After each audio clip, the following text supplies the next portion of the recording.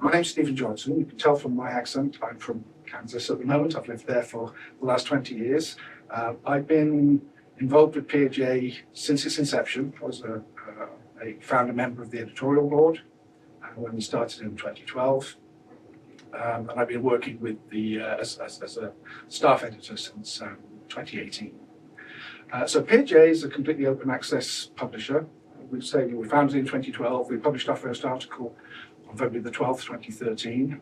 We picked that date because it was conveniently Darwin's birthday and Abraham Lincoln's birthday. Same day, same year. We're fully open access, and we have been from inception. We've got a very strong data availability policy.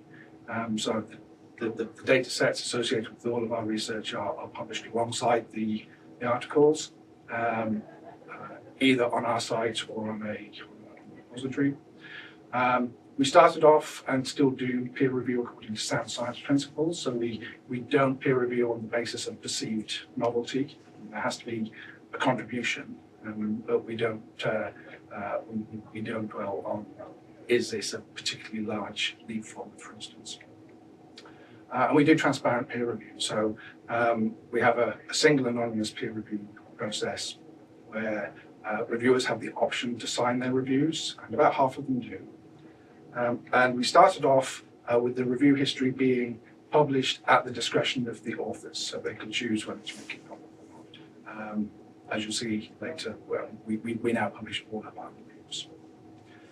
So PeerJ was launched with a scope of biomedical sciences, medicine, and life sciences. Since then, we added environmental sciences. My background is environmental science, so when I came on as a staff member, that made sense.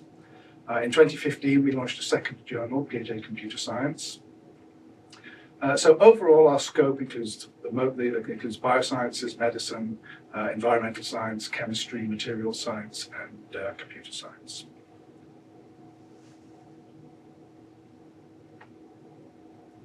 So a few milestones. So we published our first article in 2013. We got our first impact factor in 2015. In 2019, PeerJ Computer Science got an impact factor. In 21, we tweaked our sound science criteria a little bit to emphasize methodological rigor. We were finding that for certain article types, editors and reviewers were coming back and saying, well, this really doesn't reach the threshold of being a well-conducted article for this, or study for this sort of work. So we kind of added in some threshold requirements, but still not really dwelling on the novelty of the work. In February 2022, we introduced tokens for editors and reviewers, which they can use to put towards APCs, for instance. Starting on our 10th birthday, we went to publishing all of our review materials. In May 2023, that's when we introduced the annual institutional memberships, which I'm going to be talking about. And in March 2024, so a year and a half ago, just over, we were acquired by Taylor & Francis. We were a startup based out of the California and United Kingdom. So to talk a little bit about the funding options we've had, we started off with a fairly unusual funding model whereby each author on paper had to have an individual membership, quite low cost. We started off, I think it was $99 for a lifetime membership, which would allow you to publish once a year. And then the idea is, as more authors came in, as more graduate students came in, they would be able to buy or be bought a membership. And that was great. Some people really liked it. It's a very cost-effective way of publishing. And we do have some networks of authors who've made great use of that. But it did have a problem in that a lot of the funding bodies didn't like it because they saw it as an individual benefit rather than something that they could pay for in a grant. So we introduced APCs in 2015, and at the moment, probably most of our articles are published via paying APCs. Which brings us to the idea of annual institutional memberships. They allow us to charge an institution a single upfront fee at the beginning of the year, and that gives them 12 months of open access publishing for eligible submissions. I'll talk a little bit about what that means. So the initial fee for a year is based on the institution's publishing history with us. If they don't have a history with us, then they start off on the bottom rung of a tiered system. But basically, we look back at 5 years of publishing, average that over a year, and what we charge is less than what that would have cost as APCs. And then at the end of the 12 months, the renewal fee is recalculated based on the usage previously, but there's no cap on what can be published in that time. It allows publications in all of our journals, so PeerJ, Computer Science, our chemistry journals, and so on. And any additional fees, so for instance, typesetting fees for extremely long articles, are included in that, so they're not charged separately. As I say, the price of the membership is on a tiered basis, so we can start off with as few as 1 or 2 articles a year, and then that can be just as few or more. The submissions where the authors are from your institution, we can detect that usually from their email address,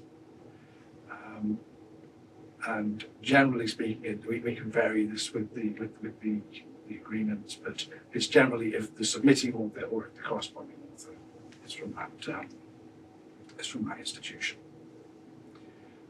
Join the membership. As I say, you can either auto-approve or you have the choice of manually approving it. The submissions are included at first submission. So whereas in the past where we maybe had money placed in escrow with us by an institution, and then that is used to pay down APCs through the year, memberships, it's included from the get-go. So the authors know that that they're not going to have to pay anything as an author right from the point of submission. So there's no waiting to find out whether the institution has reached a cap, nothing like that. And we provide a dashboard for usually, of course, the library to monitor how their membership is being used.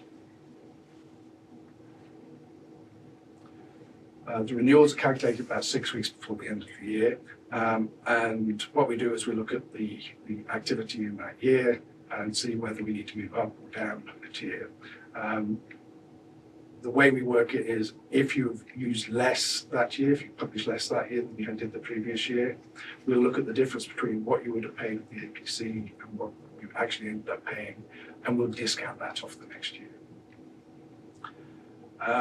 And renewal is completely optional. It's not a multi-year agreement, it's a year-on-year agreement. If you don't want to renew it, you don't. We like to think it's good enough value for money that you would want to, but it's not tied into having funding available for multiple years.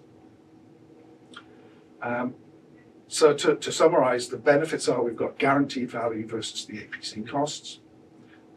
It completely removes the author-facing payments, so it removes barriers for payment and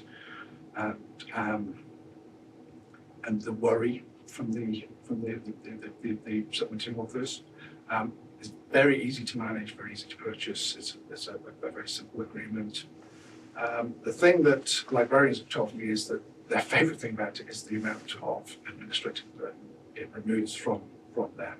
So rather than having to, every time the submission comes in, them having to get an email or on a dashboard and decide whether any given submission is worthy, if you like, of the funds that they've got available,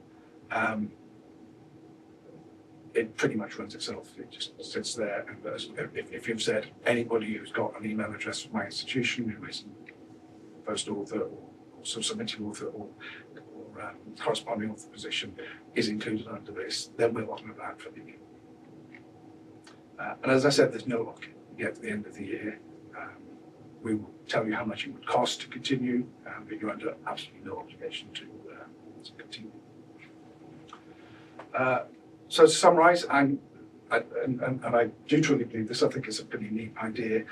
They're a simple and cost-effective way to allow faculty and staff at your institution to publish open access, fully open access, with absolutely no fees and costs.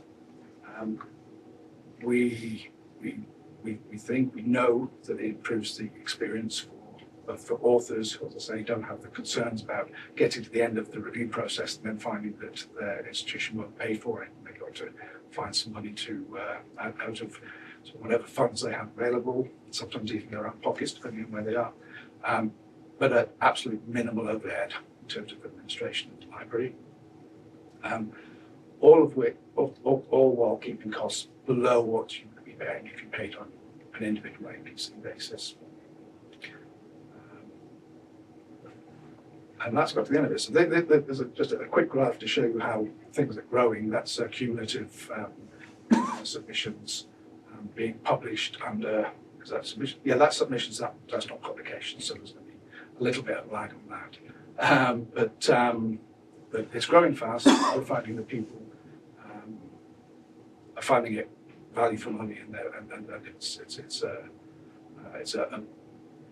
tangible benefit in terms of the amount.